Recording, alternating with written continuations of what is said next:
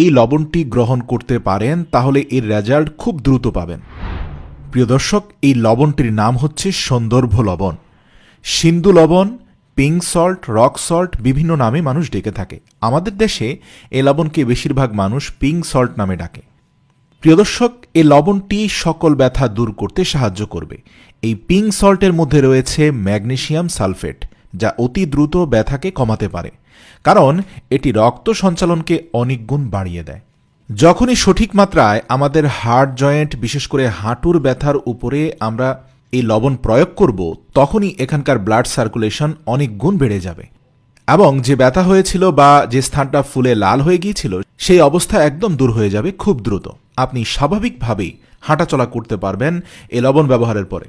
তবে এর জন্য আপনাকে পদ্ধতি জানতে হবে। 1 নম্বর পদ্ধতি হচ্ছে, এর জন্য প্রথমেই প্রয়োজন অনুযায়ী পানি গরম করে নেবেন। টকবগে গরম পানি একটু ঠান্ডা করে তার মধ্যে 2 টেবিল চামচ পরিমাণ পিঙ্ক সল্ট দিয়ে দিবেন। তারপর সেটিকে খুব ভালো করে মিশিয়ে নেবেন। এরপর একটি পরিষ্কার ছোট কাপড় বা তোয়ালে ভাঁজ করে সেই তোয়ালেটি পিঙ্ক সল্ট মেশানো গরম পানিতে ভিজিয়ে নিন। যখন কাপড়টি সম্পূর্ণরূপে লবণ পানিতে ভেজে যাবে, এরপরে লবণ পানি মিশ্রিত সেই গরম ভেজা কাপড়টি আপনার ব্যথার স্থানে ভালোভাবে ছ্যাঁক দিতে থাকুন। একবার পানি গরম করে তা দিয়ে 12 থেকে 15 বার ছ্যাঁক করতে পারেন। এক্ষেত্রে যতটুকু পরিমাণ গরম আপনার ত্বক সহ্য করতে পারে ততটুকু পরিমাণে ব্যবহার করবেন।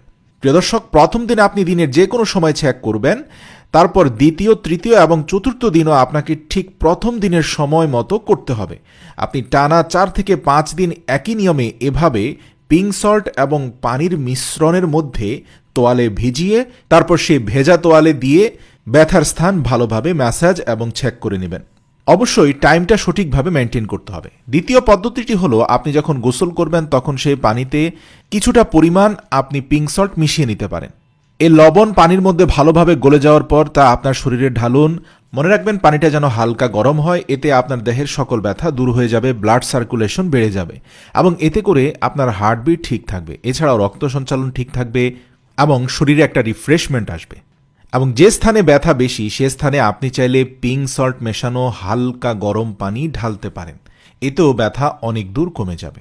এছাড়াও আমরা খাবারে বেশিরভাগ ক্ষেত্রে সাধারণ যে লবণ ব্যবহার করি তার জায়গায় যদি পিঙ্ক সল্ট ব্যবহার করতে পারি, তাহলে আমাদের দেহের রোগ প্রতিরোধ ক্ষমতা অনেক বেড়ে যাবে। বিশেষ করে কিডনি রোগ থেকে শুরু করে হাই ব্লাড প্রেশার, কোলেস্টেরল সহ নানান রোগগুলো নিয়ন্ত্রণ হয়ে যাবে যদি আমরা পিঙ্ক সল্ট নিয়মিত ব্যবহার করতে পারি।